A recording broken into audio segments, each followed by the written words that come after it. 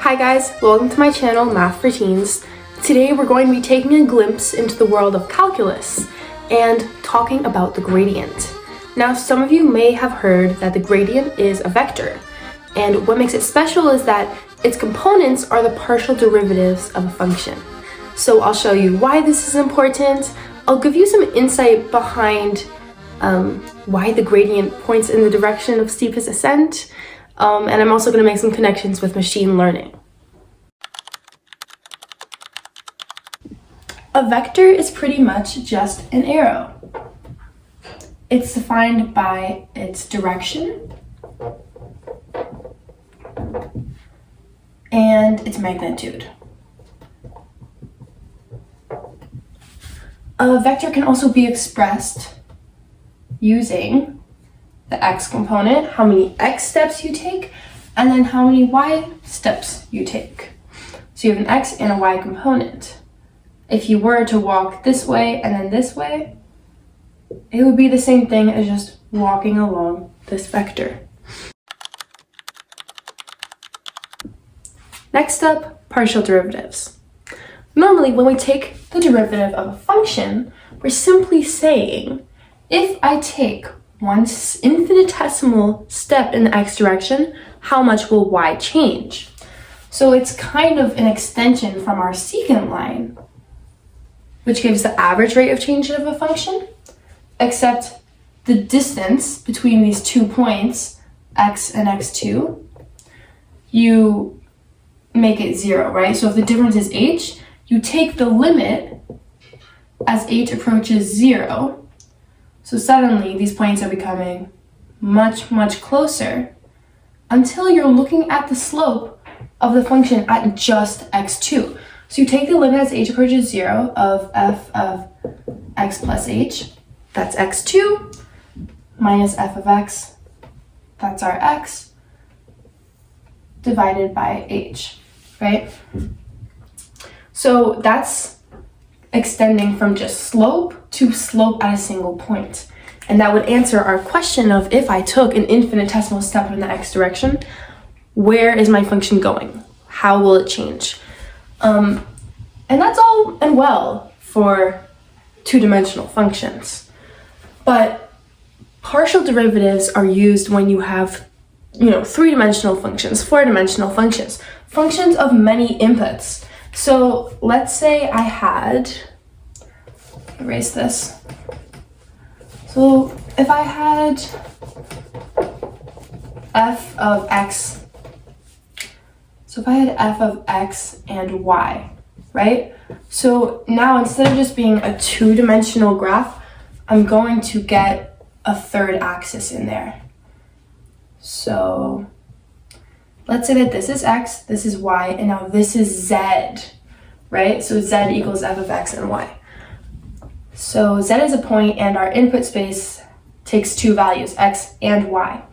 And now your function would no longer just be a curve, it would be a surface. And so the derivative is not so simple, right? So, d of z over d of x, which is just notation for a derivative, you can see that you could also have d of z over d of y. So it's saying, if I were to take what you're now asking is, if I were to take an infinitesimal step in the x direction of this function, how would the height of it, how would z change? Versus if I were to take a step along the y direction. And taking a step along the x direction or taking along the y direction, you assume that the other axis is fixed, right? So when I take a step along the x direction here, I suddenly keep y the same. Right? So let's say now this is, this entire curve has just one y value, but many different x values, for example. And so we fixed y, and now we say, well, if I were to make a small step in the x direction, what will be the slope? But that is a different slope than this curve, which has x fixed and y is changing. Okay, I hope that helped at least a little bit. because what's coming next uses both of these principles. You guys got this. And now, the true subject of this video, the gradient. But actually, I'm gonna make you guys wait a little bit because I wanna give you the basic intuition of the gradient before just telling you what it is. So let's imagine you have a vector. And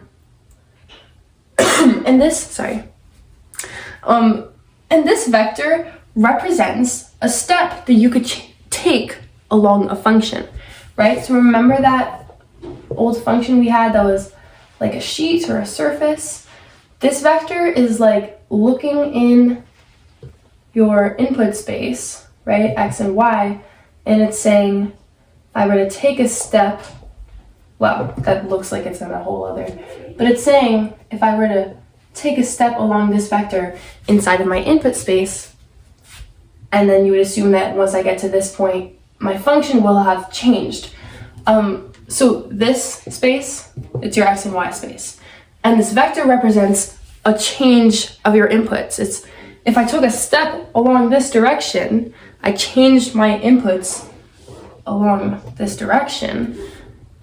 And what we want to know is I guess what's kind of being looked at is how will that affect your big Z, right? The height of your function, how will it affect that? And how do we know the effect of a step on Z? Well, we go back to the fact that a vector has a horizontal and a vertical component. So any step you take in the input space, any vector, can be represented by a certain number of X steps and a certain number of Y steps.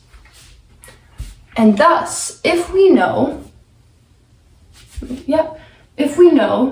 d of z, so over d of x, if we know the derivative of z for a small change in x, so along the x direction, so basically, if you make a small change in x, how will z change? If you know that, then you will know the effect of these x steps.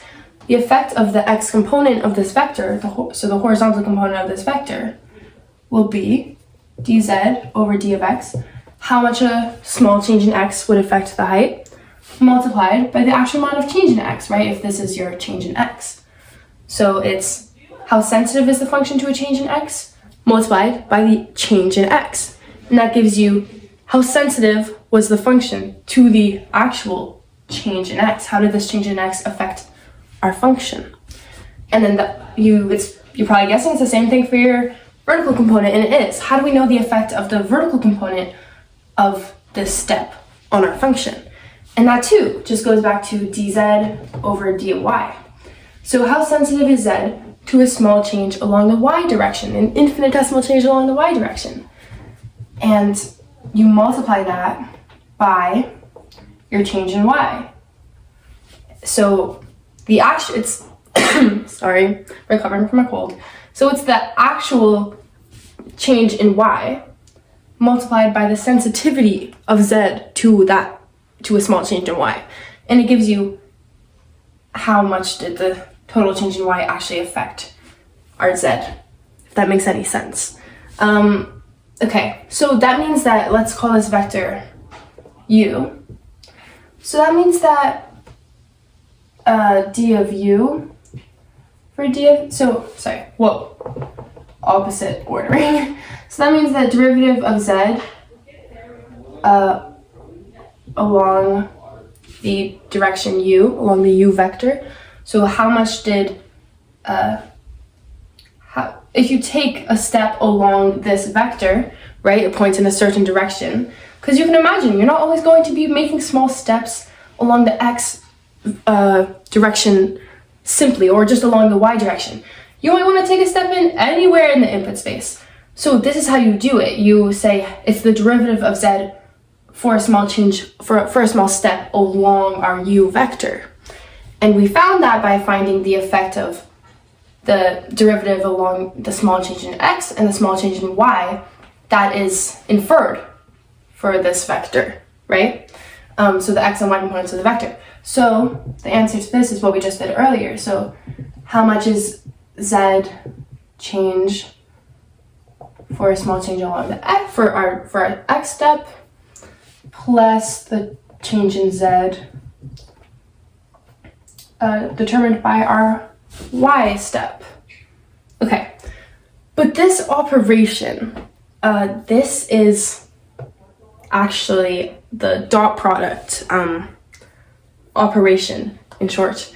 So the dot product is used to find how aligned two vectors are. In other words, if one vector points in the same direction as the other vector, how aligned are two vectors, right? Are they parallel? Are they opposite? If they were opposite, your dot product would be negative, or are they perpendicular, right?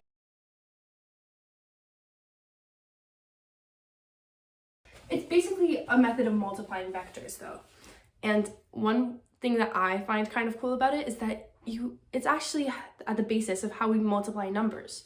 So the dot product, first of all, let's just go through it. The dot product of two vectors, it takes both of their magnitudes. So I'll say magnitude 1 times magnitude 2. By the way, the magnitude of a vector is this length, right? It's the hypotenuse of this little triangle. So magnitude 1, magnitude of the first vector, times the magnitude of the second vector, times cos of the angle between them, theta. And this actually becomes pretty cool because when you're multiplying numbers on a number axis, I guess, right, is 0, 1, 2, -1, -2. If I wanted to multiply 2 and -2, well, they both have the same magnitude. They both have 2. But doing 2 times 2, it doesn't reflect our -4, right? We need to get our negative in there somehow. And if you look, there's actually 180 degrees between the two numbers, right? They're on opposite ends of the 0.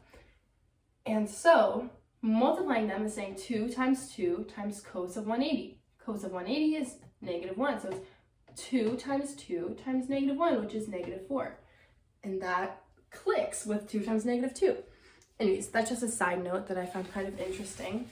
But yeah, this is the operation for a dot product. And you can also, it's also found by doing the product of, so x1, so you multiply their x components with each other, plus, and you multiply their y components.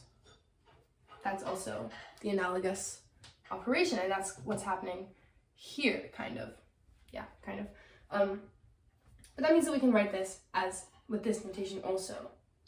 And so we can assume that both of these represent, this is the x and y component of one vector, and this is the x and y component of another vector.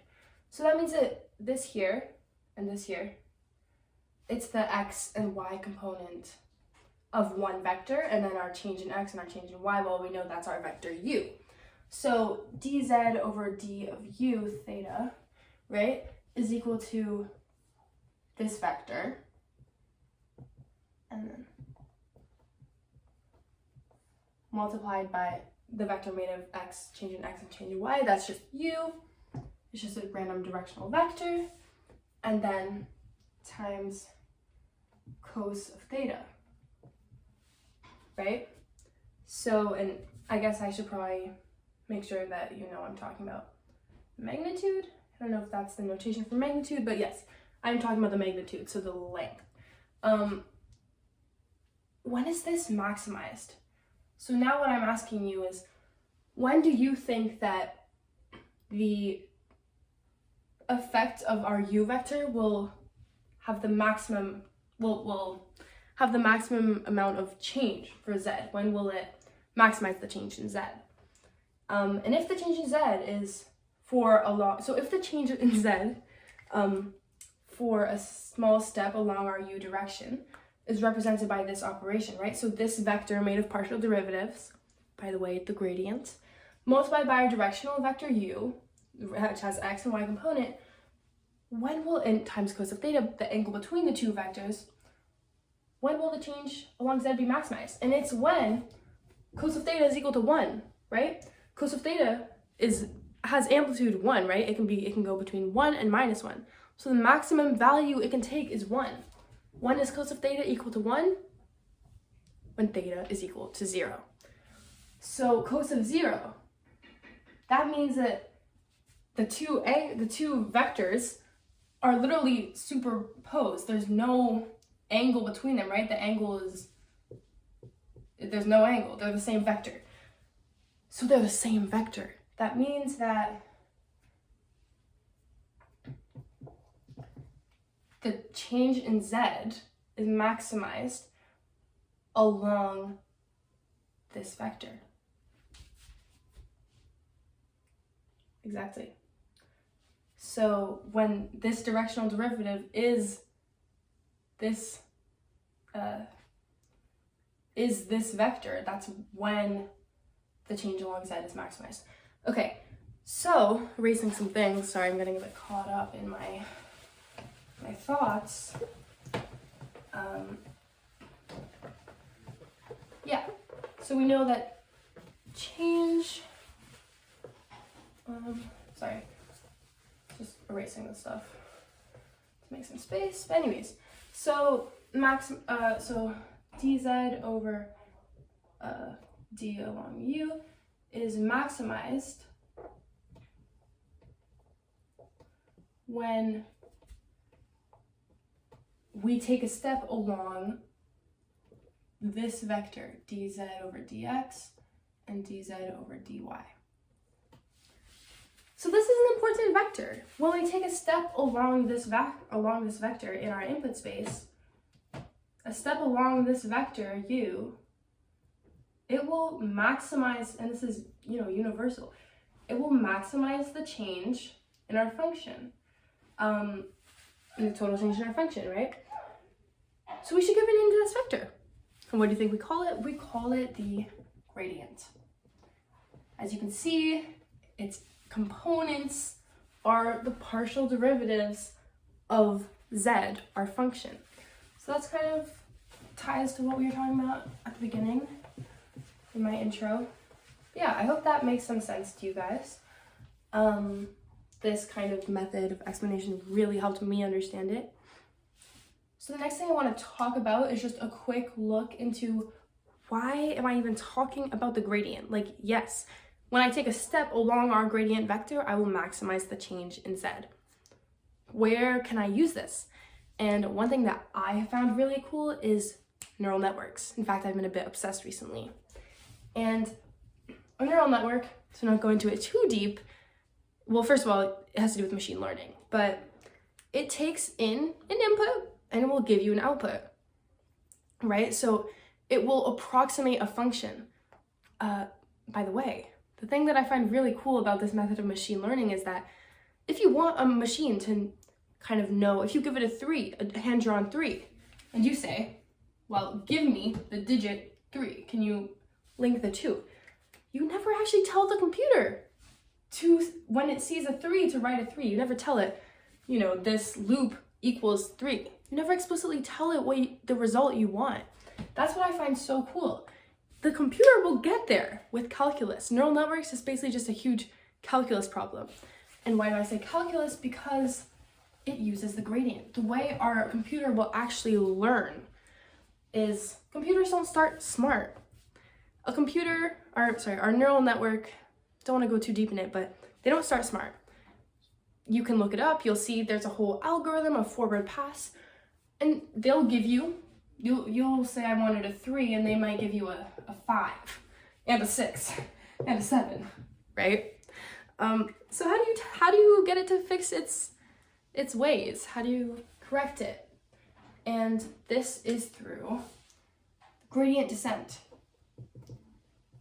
Basically, your neural network will give you a certain output.